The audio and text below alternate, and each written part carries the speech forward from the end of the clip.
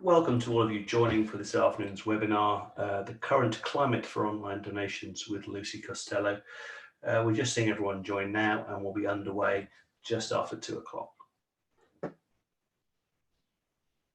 If you haven't already done so, tomorrow afternoon, great one if you're managing teams. Bruce Mayhew talking about how to motivate teams and individuals. He's talking about a lot of techniques about managing remote teams and the use of technology and where it's appropriate. So really good there if you've got teams you're managing. And then Monday, later than usual, Kirk Bentley from WordFi in Seattle is talking about email marketing strategies specifically around digital events and content. So well worth a look there if you're into email marketing. But we'll be underway with Lucy shortly.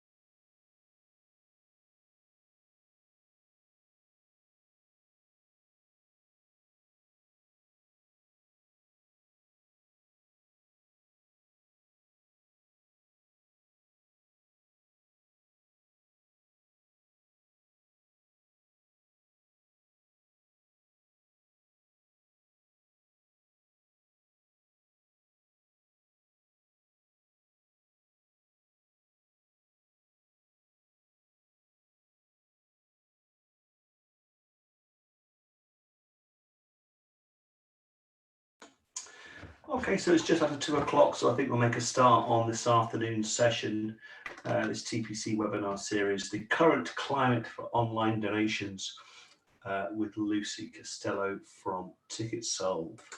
If you haven't been on one of these before, we have a pretty basic format.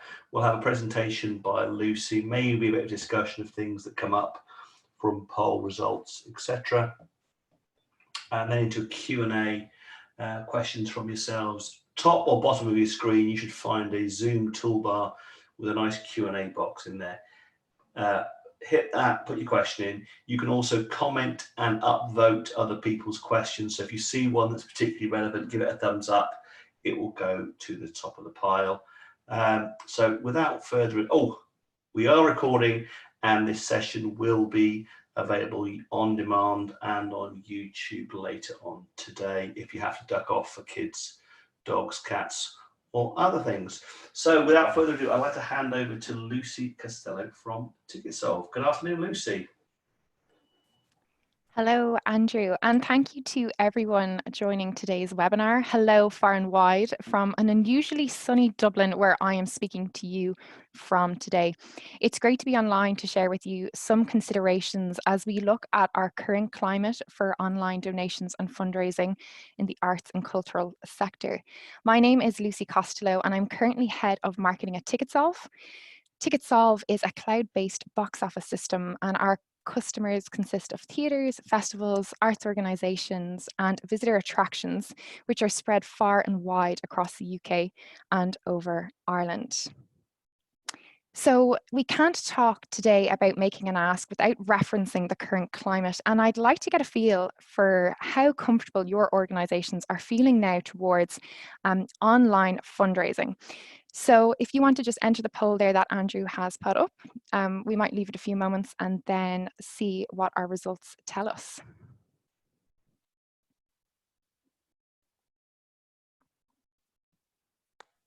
So for those of you watching on demand, the question is, are you comfortable and do you feel it's appropriate to make an online ask at the moment? No, yes, and we're offering content for donations. That's the three options people are voting on. We're at 75%. So Lucy, if you want to give them the results. Perfect. Okay, so the majority here says yes, so long as it is asked sensitively. So that's great. And that's what I was hoping for. So this world feels very strange, absolutely. We are in heightened times, and this new norm is not somewhere we asked to be placed, yet somehow the circumstances and restrictions that are impacting our everyday lives while we stay home are becoming very familiar to us all. So familiar, I'm finding it so difficult to tell my Mondays from my Fridays. And all over the world, arts and cultural organisations are signposting their closure and updating their website messaging frequently so that it's in line with government guidelines. Doors are closed, and in return, arts organisations are being challenged. And we're seeing messaging like this everywhere. TRG Arts are conducting a benchmark on the impact of COVID-19 to the sector, and they are projecting that you are currently taking 8% of what you probably were this time last year. So now our box office is closed, sales are restricted, cash flows are in deficit, but we are still playing a game where survival is all about numbers. And as arts professionals, we're chasing figures that are no longer attainable in a climate where we have very little control. And the role of the fundraiser has spread from development to all levels within your organization. And every member of your team will now play an important role in delivering a successful and truly meaningful digital fundraising strategy. So we need to start today's session by looking at the changing role of the box office and some of the strengths with which our organizations, frontline workers, bring when they engage with our audience members. We'll be taking a look at some important considerations for your digital fundraising strategy and why our approach needs to be adaptive. There are small wins now that your team can be looking at, regardless if you are making an ask online right this moment in time. So by changing our outlook on what our main conversions are during a time of crisis, we will support our team for better success in the coming weeks, months, and years. And then we'll let the results speak for themselves, and we'll take a look at some really strong examples that are being currently implemented within the sector. So it's no longer business as usual, and we're really seeing that now in terms of our ticket revenue or lack of. We're reading about potential social distancing measures and wondering how limited capacities will become viable. How will we ever approach our recognised loyal audience members in our foyer again while we're keeping a 2 metre social distancing parameter? Phoning and emailing ticket purchasers, we're seeing common themes such as fear, uncertainty, and a severe drop in consumer confidence.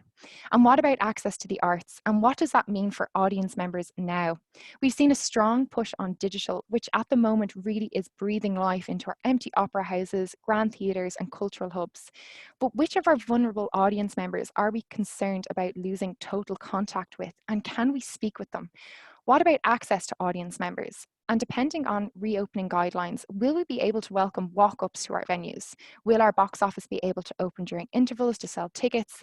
Will we face our audience members now behind a vinyl or a Perspex guard? So our relationships with audience members have changed. Relationship management between organisation and supporter is more vital than ever. Our team is the face, heart, and pulse of our organisation.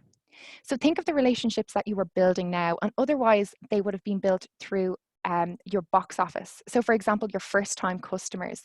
Now we're building relationships with the segment around messaging for ticket refunds, donation requests, and credit voucher appeals. And retaining. What about those customers who know our team by name, who we encourage to come back time and time again? The impact on revenue is looking grave. We're also missing our opportunities to upsell and benefit from ancillary revenue through our bar, selling merchandise and gift vouchers, cross-selling. And also with cross-selling, what about managing relationships and communications with audience members through their preferences and their tastes, learning trends about popular artists and productions? And then storytelling. The arts are well placed to tell meaningful stories. So I'm going to share with you now what benefit your box office storytellers have been creating for your organization pre-closure. So we're going to take a look and compare what would have been donations through the box office, so that's in person and over the phone, and the donations that are generated online through your online box office platform. I really want us all to think about what you can do with these insights and think how they can start to empower and strengthen a digital fundraising strategy during this pandemic. You're 5 times more likely to get a donation online than through the box office, but making a successful ask in person or over the phone will secure you a donation almost 2 times in value than online. 45% of sales derived online include a donation, while 10% of sales generated over the phone or in person do. But let's be honest, most people aren't comfortable making an ask, so depending on the temperature read of the foyer, they probably won't, and they're usually right not to. However, when they do, the percentage of donations gathered from in-person asks or asking over a phone conversation are nearly double the percentage generated online. And that's in terms of basket size. So think about your higher price tickets for a moment: season, family, meal deals. Overall, a human encounter is more lucrative for your organization, but your online ask won't fail you.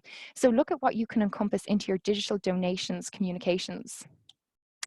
We're going to take a look at some benchmarking. And this will significantly change going forward now when we look at the first stages of reopening. But it's really important to see what quantity and percentage is lost with the challenges and restrictions now facing the box office. The good news is that the largest percentage proportion of fundraising, whether we're in the UK or Ireland, is generated online. And we need to be clear about what the value of this 9 to 22% from the direct ask of our team means for our organisation. And how can we increase our online efforts to match and to compensate around this? But I think that's a little bit further down the line from the asks that we're more than likely making and happy to make at the moment. Decision Science have published a white paper about using something called the Mindspace framework and how you can actually encourage your supporters to make positive choices. The paper specifies how the use of good storytelling when making a monetary ask unlocks more funding, and we have clearly seen that in our insights. Interestingly, they mention effective strategies or specific retail offers and how they make customers more loyal and increase their spending. They really emphasize the positioning of signage and donation boxes and how that has a scientifically significant impact on income. So your box office and marketing teams are not only your frontline workers and storytellers, they're scientists now. And what I'm starting to think of is that the positive impact that perhaps having a dial or a thermometer behind your box office can have, something that clearly highlights how far from your fundraising goal your organization is and the power that it would have held visually before your team approached making an ask. So on a side note, perhaps this is something to consider when we reopen and your team can't physically approach audience members to make an ask, or you might look at using something like this online, whether it's on social media or on your websites. Being critical of our customer sentiment at the moment, probably the biggest awakening for our sector has been that only 15% of over 65s are considering returning to the arts. And that's a measure that Katie Rains of Indigo gathered from their survey after the interval. So what have we got and what do we know? Well, at the moment, 52% of ticket revenue has been secured by campaigns where organisations are asking audience members to consider donating the value of their tickets, either in full amount or a partial amount, and also asking them to consider a credit voucher over a refund. So think about the insights earlier from the box office. Is ringing with the follow-up to audience members regarding refunds now an important part of your fundraising strategy across the board? Think how lucrative the human element of the ask has been for your organisation in the past. These are strong indicators that it's okay to make an ask to audience members. So if anyone from the poll earlier wasn't feeling overly confident about making an appropriate ask, hopefully you're feeling more aware of audience understanding during this current climate. Another positive audience insight measurement pulled from Indigo's after the interval says that 79% of audience members feel it is appropriate for organisations to offer them an option to donate an amount of their choice to a recovery fund. And that's when they're buying a ticket during reopening phases. So remember this for later when you're looking at building your messaging. Consumers of the arts are used to options, whether it's evening or matinee, opera or ballet, comedy or panto. And right now we're watching an entirely new trend grow around how they feel impacted to make a choice depending on a series of options and what resonates with them the most. So a lot of audience members won't be able to donate this time around. They'll be worried about family, their jobs, their mortgage, but they'll remember how easy it was for them to access information, whether it's regarding your refunds, or they'll remember something for the next time that they're with you, either virtually or on site, when they're potentially in a position then to donate. So let's get digital. So Andrew's going to pull up a poll just to find a quick insight about if you are currently implementing some form of a digital fundraising strategy in your organization. So the answer is, the first one is yes. The second one is not exactly, but we know we have a couple of things in place like automation. And the third one is a definite no.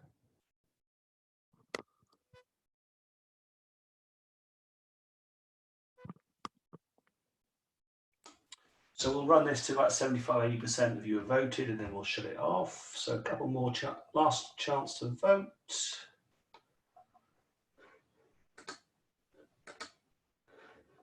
Okay. So not exactly, but automations are in place, etc. It's coming up at 54%. So that is really, really interesting, especially for my next slide. Because what I'm going to do now is I'm going to challenge the idea of a digital fundraising strategy a little bit. Generally, we rely on the same strategies and tactics to retain donors, and this is no longer sufficient. But that doesn't mean we have to throw everything away just yet. Consider this as a campaign that we're tweaking and pivoting rather than starting entirely from scratch. A simple or complex automation around donations, so into basket, checkout, thank you, final follow-up, it's not a strategy. And in the current climate where things can change in an instant, it's definitely not a sufficient standalone to encourage or retain frequent donors, and it won't build best awareness and loyalty around support received online. However, it is a great tool, and it's really, really powerful digital tool that will strengthen the communications and many other aspects of your online fundraising. So use it to its best advantage. Use automation to refine your donor's experience, not to create it. In other words, your digital fundraising strategy won't be formed primarily through one method or channel of communications, such as email.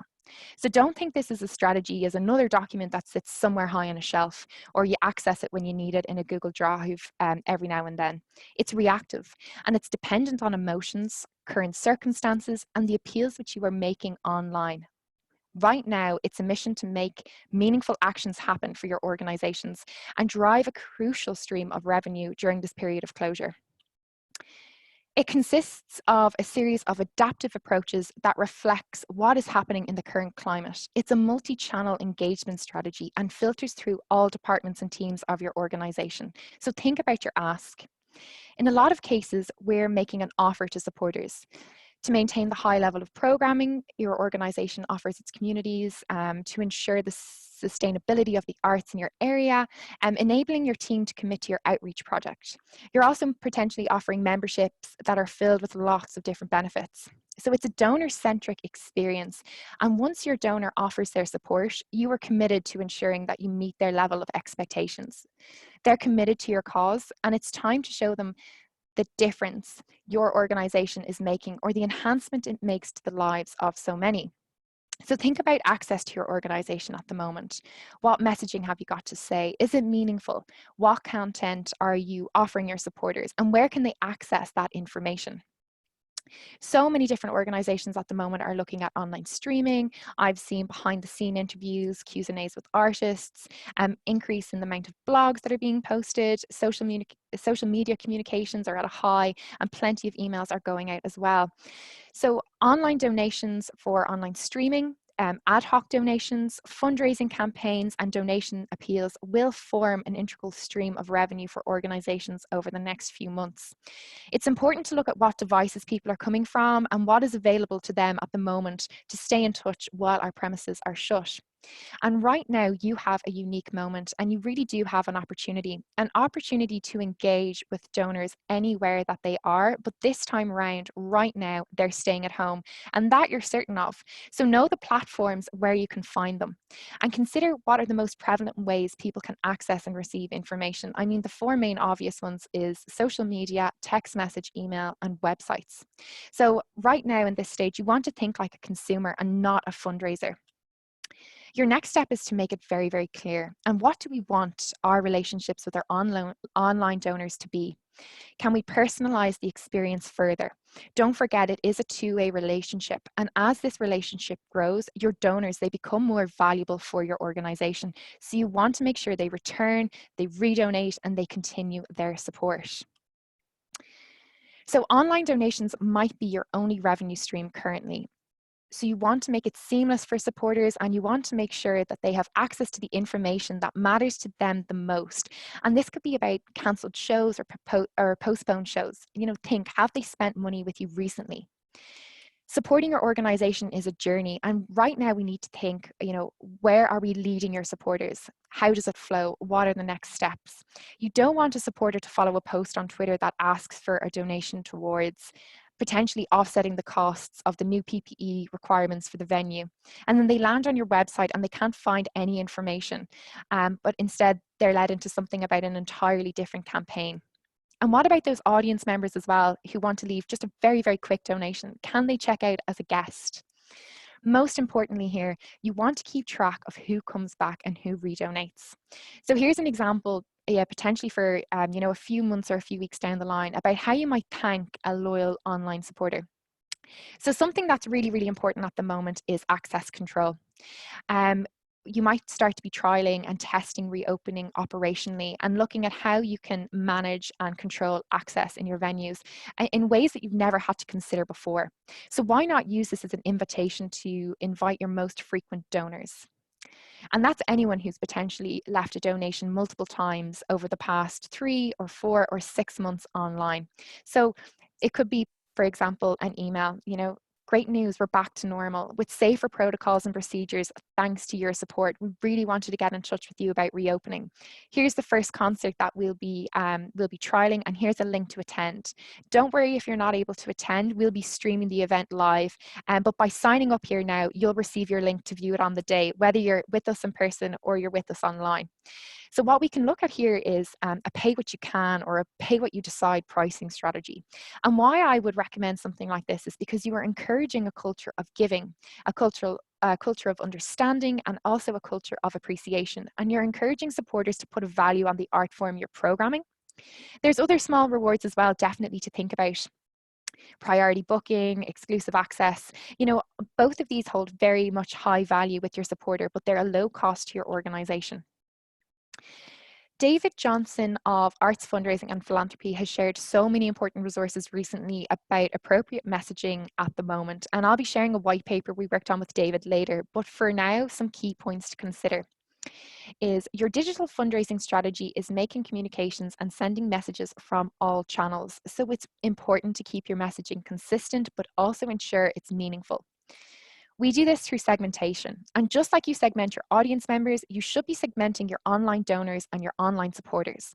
So how can you tweak your content to hit all demographics, either casual and loyal donors or high or low donors? Consider the work that your team have previously done with donors and the length of time it took to build and form strong relationships. Don't lose that relationship. You don't want to start off cold with these donors when your doors reopen. So think of audience considerations. We shared earlier that that's something that's very much of vital importance to audiences when they are asked to make a donation. Donors want to choose their cause, so make sure you understand what is most meaningful for them. So finding the right hook. It could also be something like changing your subject line from our weekly newsletter to we know how much you love comedy. Be transparent too. More than ever, we're learning that we're all absolutely human and everyone is struggling with money. People have lost their jobs, reduced salaries. So what are you using these donations for? How much have you raised to date and how much do you yet need to raise? Inform them how their donation helps to offset certain costs. So there are two things to consider here when we want to identify your messenger. So firstly, who delivers your message is crucial. And the Mindspace format also references the messenger in decision science and how we are heavily influenced by who it is that communicates a message to us. How many opportunities has your artistic director had previously to send a direct message to audience member who left a casual donation online? Secondly, we know how important video is for our online content, especially for our websites. So look at ways that you can support your messenger and enhance their communications through a video. Can any of your messaging be channeled through video on your social media platforms or on your website? And a lot of videos at the moment are coming through on iPhones. So data is a key driver for decision making, and you don't have time to make assumptions. So first look at what is currently working for you and look at what's not. And how are you measuring your supporter campaigns at the moment? What do you define as a successful campaign? It's very uncertain at the moment, but how you can define it is by studying your digital relationships. So gain a deep understanding of data and how your supporters are engaging with your content by studying donor engagement levels and measure them against your fundraising activity. So don't just study your open rates and your click-through rates, but look at all form of engagement metrics and identify where the majority of your casual supporters or your guest supporters are coming from. Remember, you're working across multiple channels at the moment. So what you want to do is you want to identify the most successful channel with the greatest return, and one that has cost your team minimal amount and also that you've spent minimal time implementing. This will give you a really strong indication of where you should be spending your budget if you have a budget to spend at the moment, and if not, it will also inform your campaigns in the future. So to gain a clear understanding and to be able to easily monitor and track the journey of donors across all channels, you'll need to use Google URL Builder to track any dark social traffic. So any links that Google can track from your campaign. So that could be a link I send you through WhatsApp, for example. You'll also need to start looking at Google Tag Manager to track conversions through Google Ads, Facebook, Twitter. And also, if you're not familiar with Google Tag Manager, Digital Culture Network are actually hosting a beginner's webinar on Thursday, the 18th of June. Or you can log on to Tag Manager tutorial on the Google Analytics Academy. So you're probably well aware that the majority of audience members who are attending your organization in any given year, they only attend once. And retention is a huge area of audience development within the arts and cultural sector. So it'll come as no surprise that retaining your donors and encouraging multiple donations will cost your organization significantly less than attracting the attention of new donors. So by encouraging retention, we are generating new opportunities for revenues and donations. While you are encouraging retention of frequent online donations made by donors, you are developing a community of supporters for your organization. So remember, while you are building your community, that voluntary giving is a form of audience engagement, but it may take a long period of time and a great quantity of communications before that engagement is made on the first instance. Ideally, you want to diminish the time between your last donation from a supporter and the next time that they choose to donate.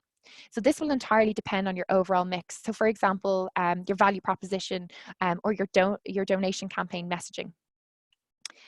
Set up your workflows, your triggers, your automations, but remember, in the current climate, digital technology does not magically enable greater giving from audience members, but these are your tools to encourage better engagement. And online donations will be the highest level of engagement for your digital fundraising strategy. Think of them as the best form of complement if online fundraising is your end goal. And although at the moment we are unable to invite our audiences physically into our venue, we can definitely invite them into our story. Allow them to become part of your work, show them that they are driving sustainability for a successful future reopening, tell them that you are missing them. Digital tools will really help you here to increase their feel of participation within your campaign and motivate them to continue support through affiliation. So think of a box of Quality Street, and every Christmas we buy a box, but it's not until we look back on previous years and we see the size of perhaps the first year that we bought that we start to feel robbed and not rewarded with treats. So what we want to make sure is that this process is not happening for any of our donors each time that they come back, whether it's the first time that they come back and they leave a casual donation online, and then the second time that they come back and they become a members. You want to make sure that every time a donor and a supporter engages with your organization and offers support, that they're feeling the relationship grow and the value of your proposition too.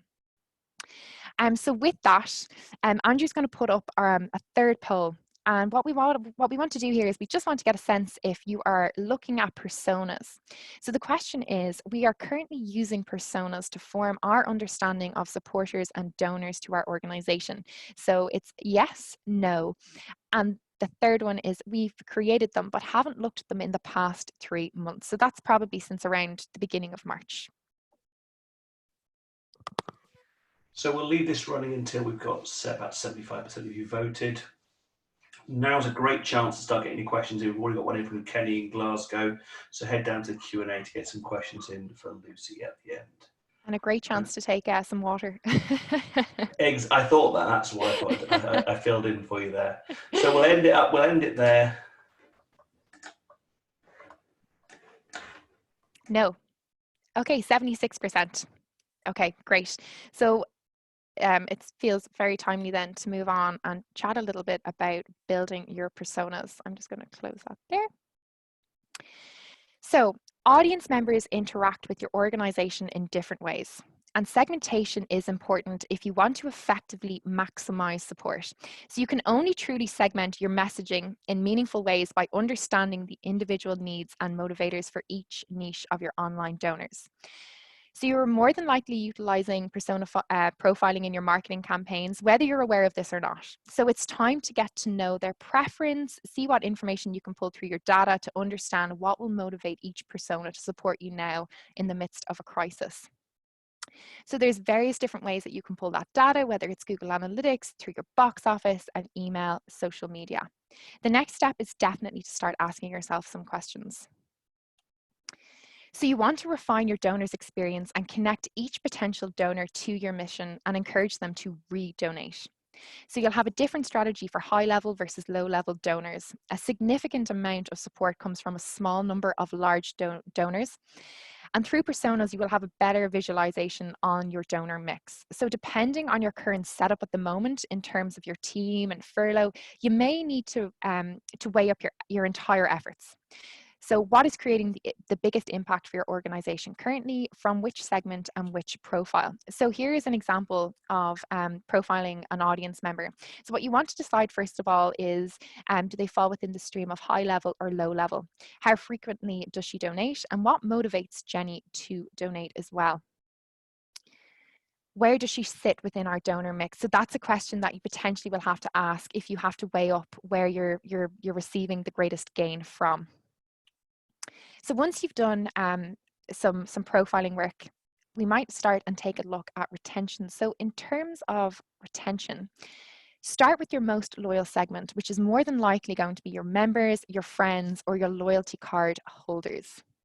Members feel affiliated to your cause. They have already shown a significant gesture. And while they're probably not thinking right now about what they want to do with their membership to the theatre for 2020, these questions are definitely going to be ahead of us further down the line. And for a lot of organizations, they're going to be really tough to answer. So keep them in mind. Whether your team decide your communications will need to be consistent and they'll need to be easily available for members as well. So it's worth remembering that gestures made by organizations now will far surpass the price of refunding or extending the 3 months or the 6 months membership that was unredeemable for members during closure. Goodwill gestures aren't quickly forgotten, it's particularly in a time of crisis. So think of the power from word of mouth. And also remember, unfavorable customer service can be entirely damaging to a brand's reputation. Another important point here is, remember that retention is not a renewal or a win-back campaign. It's a development of a current and meaningful relationship. So you want to make sure that you get that across in your communications as well and in your message.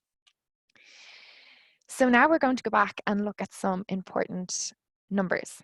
So increasing your donor retention rate. So my first question is, how can we look at increasing something that we might not have put a number on yet? This isn't necessarily something that would have been a high priority for a lot of organizations prior to closure.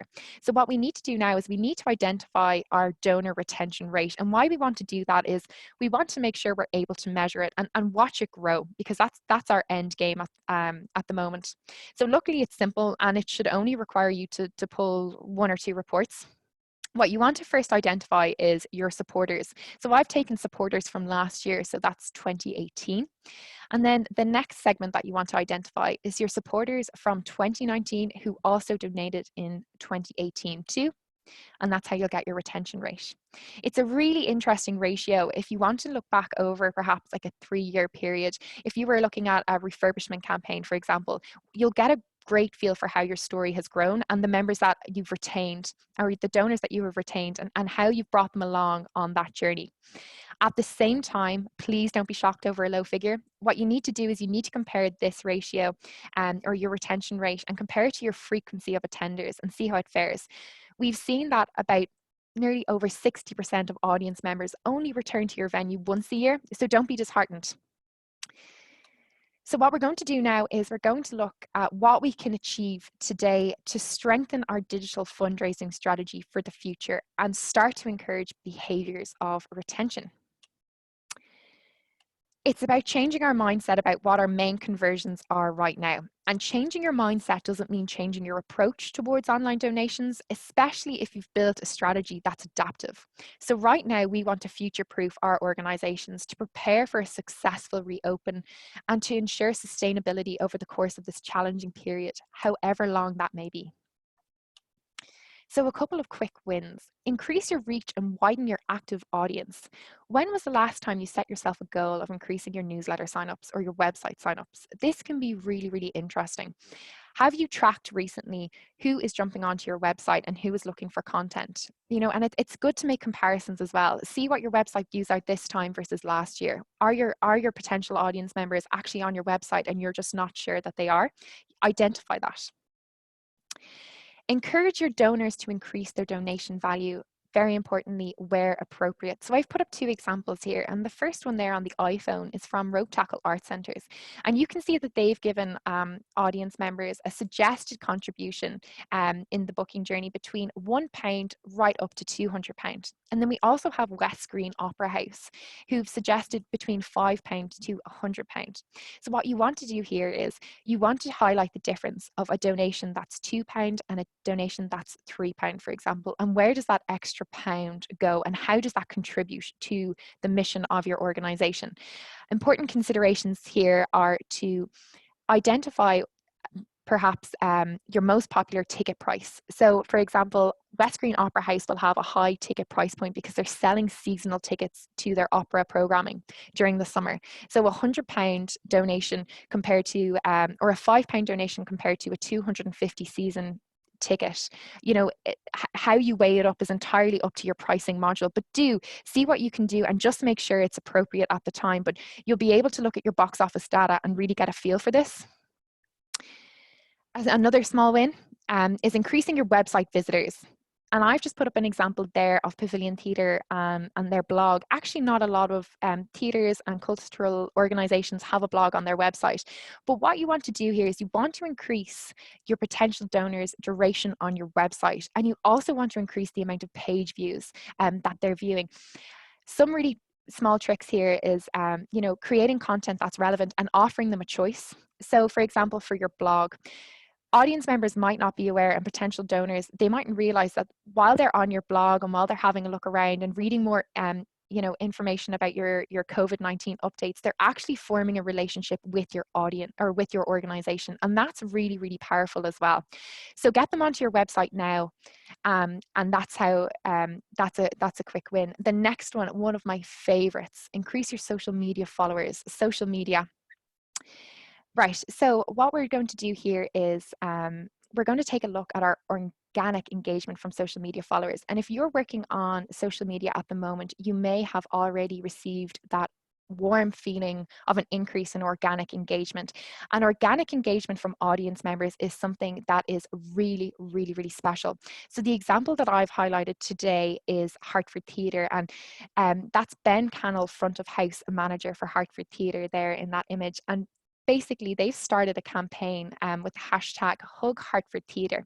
And their aim for this campaign is to really get their audience members engaged with the theatre while they are closed to the public. So they're asking audience members of all demographics to send in a piece of art, whether it's a photograph or a piece of pottery, and send it to the theatre. And what they'll do then is they will wrap these pieces of art all around the theatre as if it's a hug. And this campaign has formed a really, really important part of their social media campaign over the past couple of weeks. The next consideration is take a quick check-in with gift aid. So what you want to check here is, are you claiming gift aid on benefit products? Are you pushing a campaign around benefit products? Have you got a clear gift aid declaration? And one that's really, really important is, are you encouraging gift aid donations from refunded tickets? And if you're not, I really would recommend that you go back and have a look, because that will be an important revenue stream if you're entitled to claim gift aid.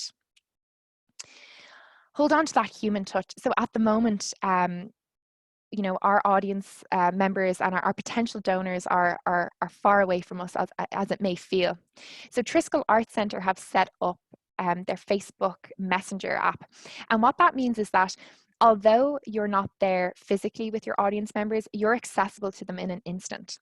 So this can be really, really powerful. And just one point on that is if you are using bots and chats on your website and you're not there, all you need to do is just inform your audience members. So the London Irish Centre have done this really well. They've left their chat and their bot up on their website, but they've just informed any potential visitors that they're offline. So we're not here at the moment, but communication is really, really important to us. Please leave your name, your email, a quick message, and when we're back, we'll give you a quick phone call or we'll drop you a response. We've seen the benefits that the human approach can take on our donations, so I really would recommend seeking out how you can hold on to that. Next is some tough questions. So hopefully quickly and not too painful.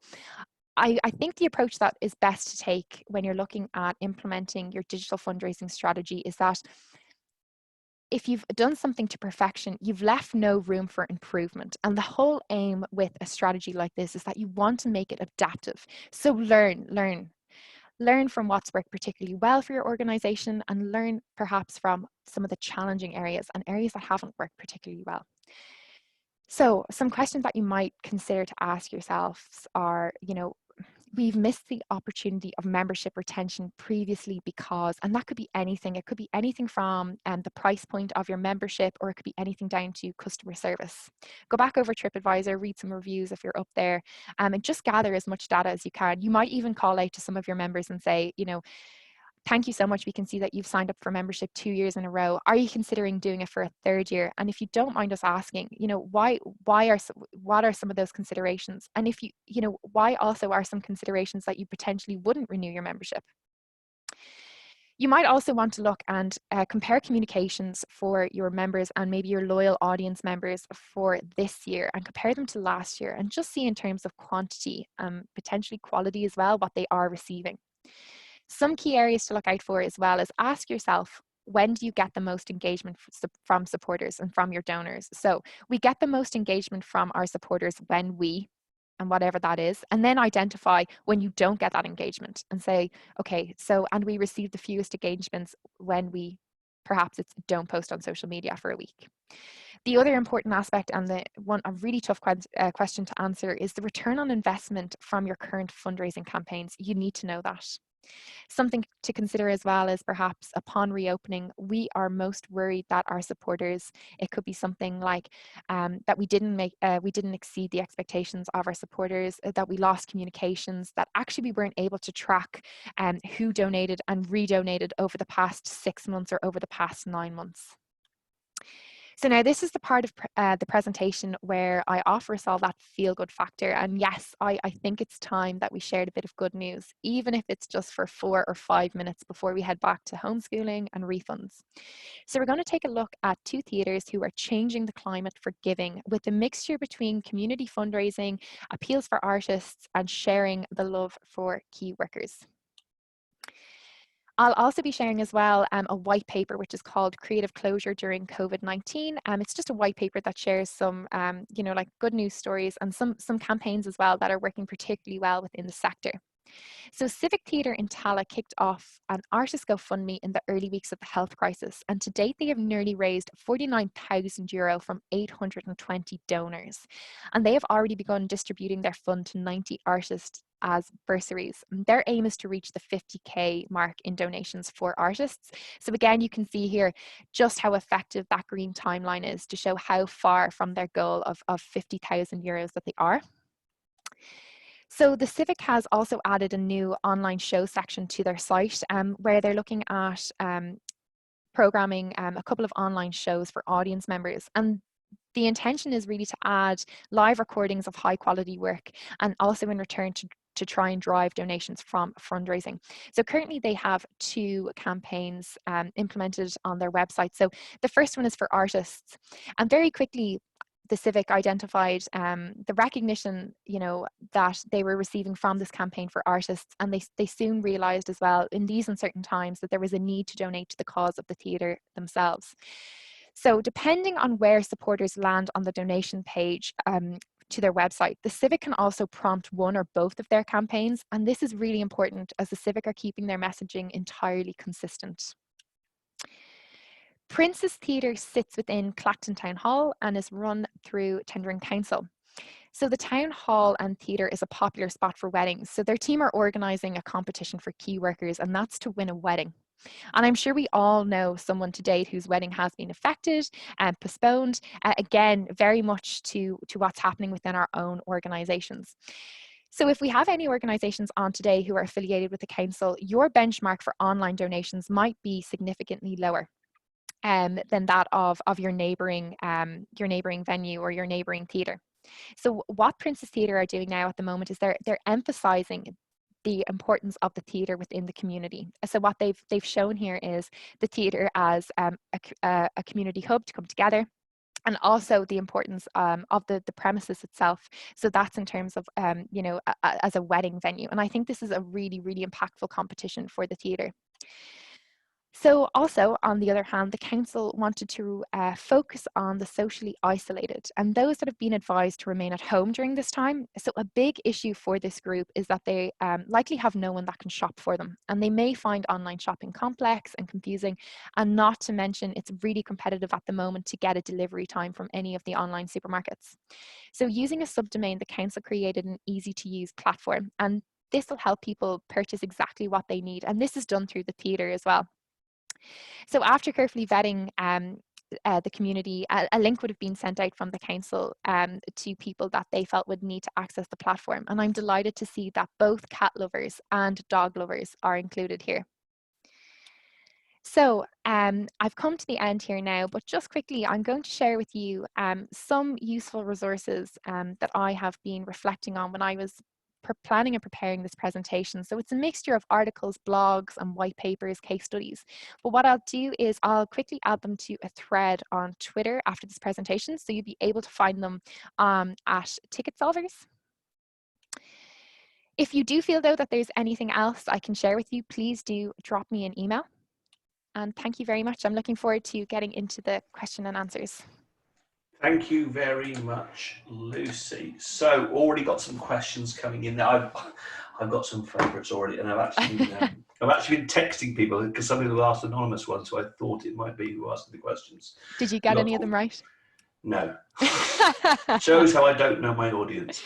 So we've got some. So head down to the queue or up to the Q&A, depending on what operating system you're using. Pop your question in there, and we'll get through as many as we possibly can. I want to do a plug for two other sessions first. Yeah, go for it. Because you had touched on there that example about online content and online performances. If you're thinking about doing that, anyone on here, Tuesday's session with Kirk Bentley is specifically about emailing and email marketing for online content, so that's worth checking out. And you touched on membership quite a bit, Lucy, throughout that. If you didn't see yesterday's session with Erin and Kate, it's available on demand on the website or on YouTube, which is about moving to a more philanthropic membership model or a hybrid model. So that's well worth checking out if membership and fundraising is your thing. So I've got questions, but I'm going to miss these out because we've got quite a lot of good ones coming in here. Okay. As per usual, we'll miss out the top voted one first of all, and we'll go straight to Kenny, who's at number 2, and he was the first in. When using pay what you can the amount given above the base price be treated as a donation for gift aid purposes? So let me just scroll to this one here. So above the base price. So I suppose, Kenny, that depends how you're going to do your pay what you can, because usually with pay what you can, you're going to have an option where your audience members aren't going to contribute as well, because it's pay what you can. So some people mightn't necessarily be in a situation where they can pay at all. You should be able to claim gift aid. However, how you do that is probably something that I had actually prepared, which I can see now my notes on that have gone. But I think that is, Andrew, do you know yourself? I'm pretty sure you can claim gift aid on whatever is above your base price, but I would. I'm going to plead the fifth on this one because I Yeah. do not.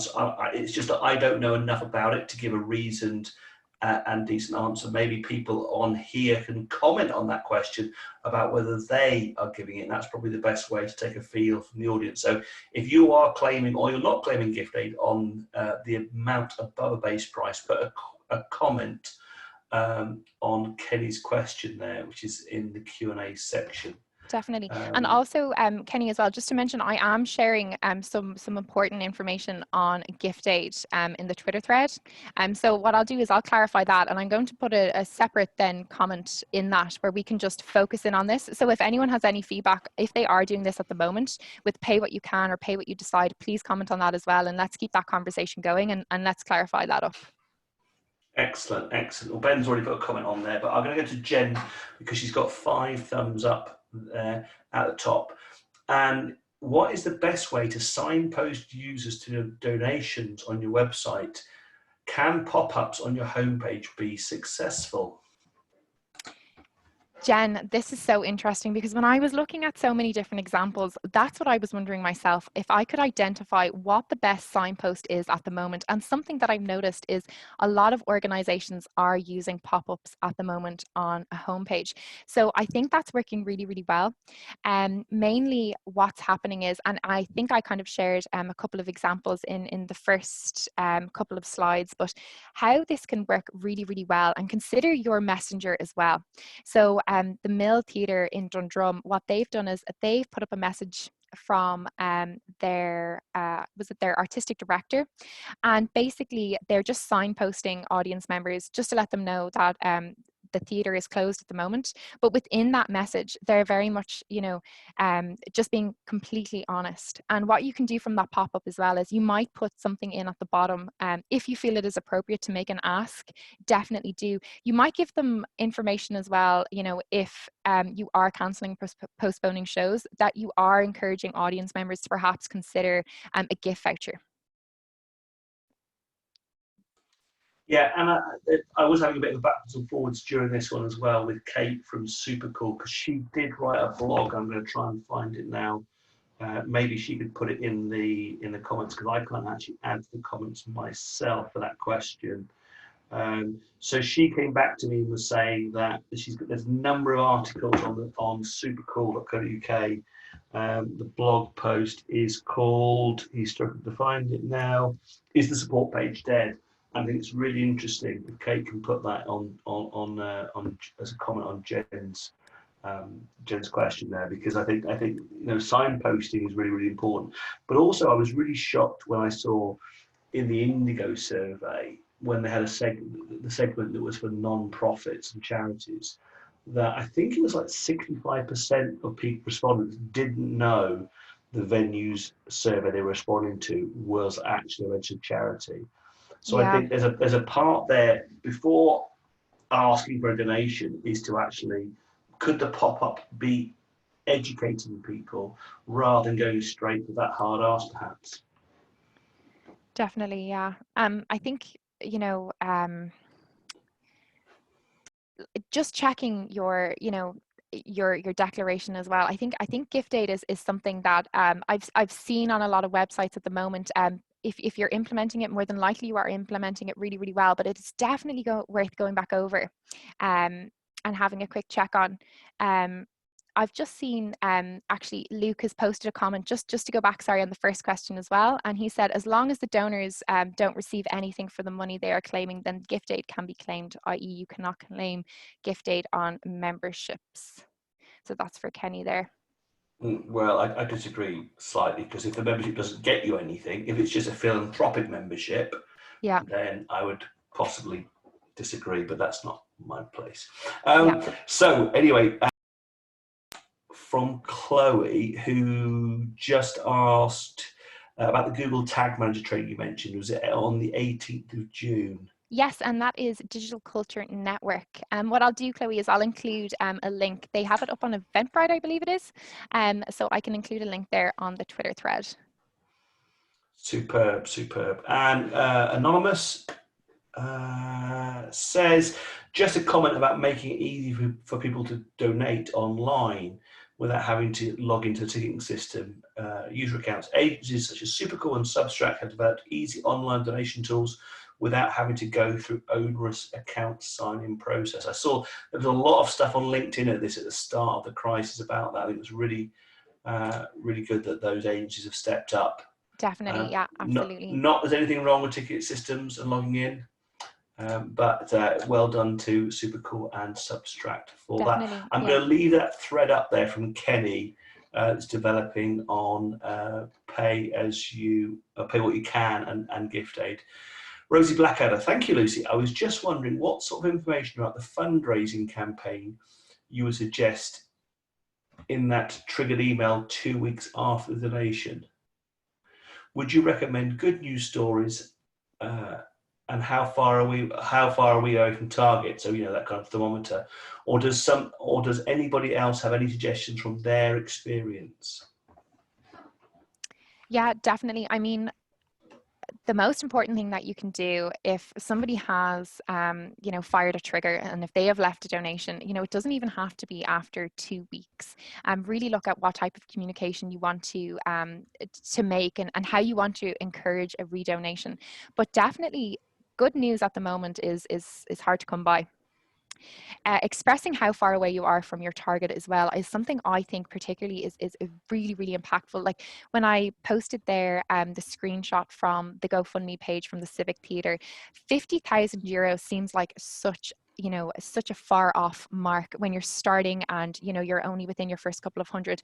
But then when you see that they're now nearly at €49,000, and there's less than €2,000 left to kind of push for donations, that could potentially be 20 donors, or it could be 10 donors, and people do think that way, and they really do. It does resonate.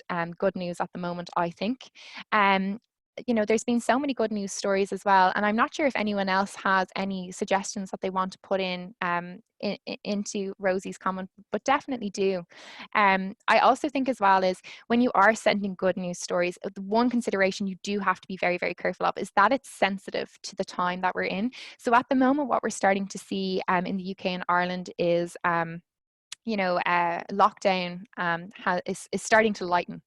However, a lot of audience members are probably concerned that we're looking at potentially another spike of the virus to peak again.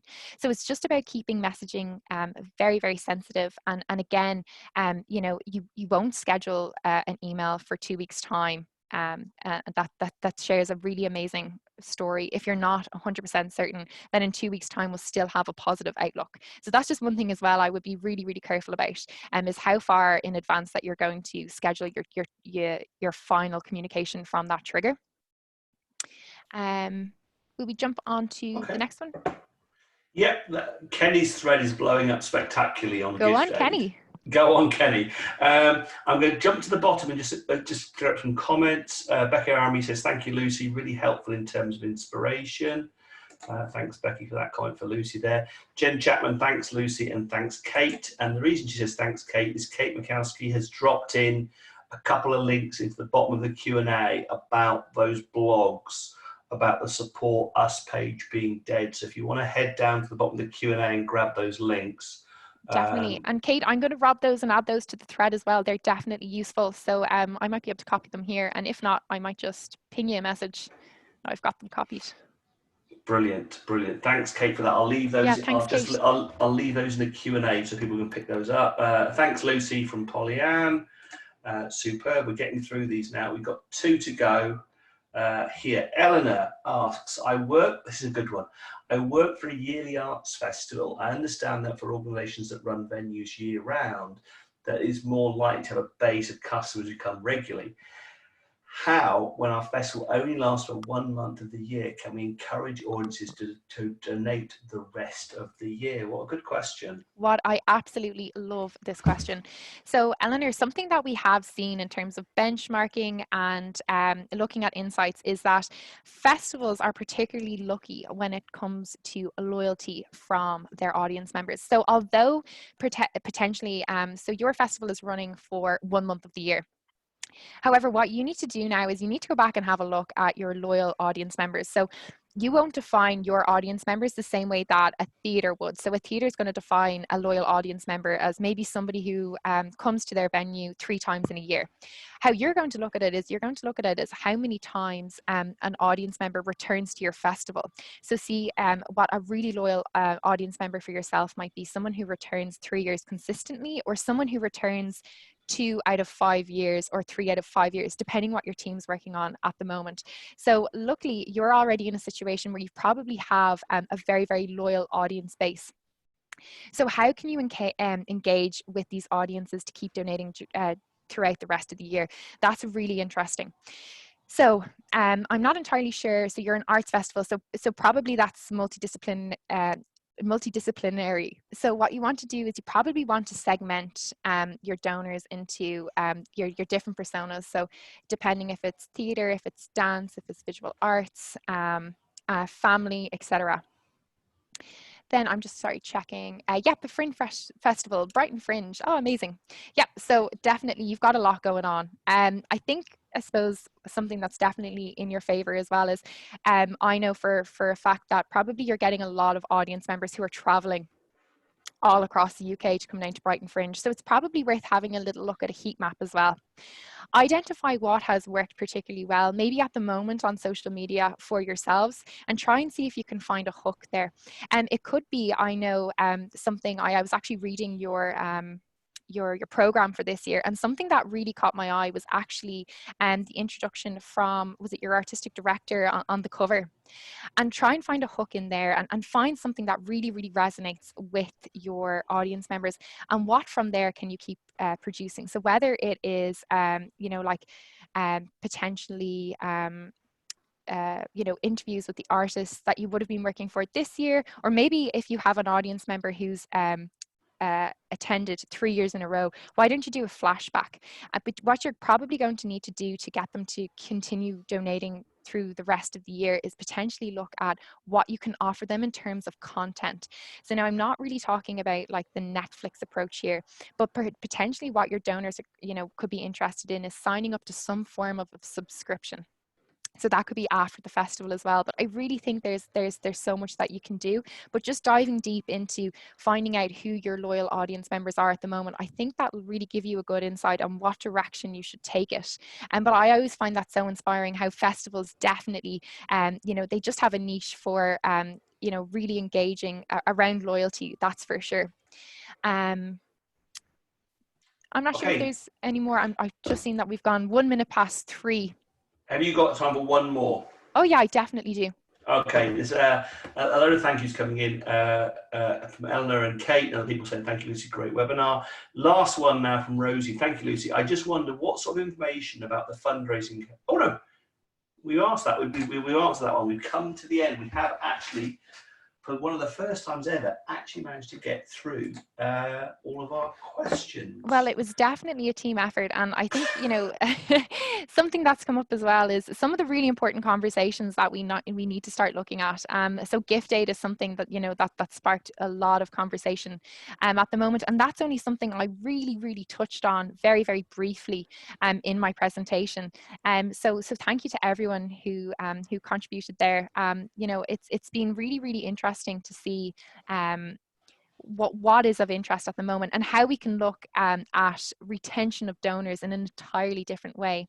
And Becky's just come back to say, what was the philanthropic workshop you mentioned? Oh yeah, so that's a workshop for Google Tag Manager for beginners, Becky, and that is, I think it's the 18th of June. It was on my slide. I'm pretty sure it's the 18th of June, and you'll be able to access that through Eventbrite. I will definitely make sure to include that in a thread as well on Twitter. If you're not on Twitter, Becky, drop me an email and I can send it to you directly, or it'll be on their website too. Okay, thank you very much, Lucy. Again, just a quick reminder, last one of the week tomorrow, Bruce Mayhew about managing teams remotely, and then we're into a big email and digital week next week with email, pricing, and some big digital decisions with Ashman at Substract, who's got a session towards the end of next week. All that remains is to say a huge thank you to Lucy for putting this together. Great engagement. Thank you very much, Lucy. And thank you, Andrew, and thank you to everyone who attended. Yep, thanks for everyone who attended. Have a good afternoon, and we hope to see you soon.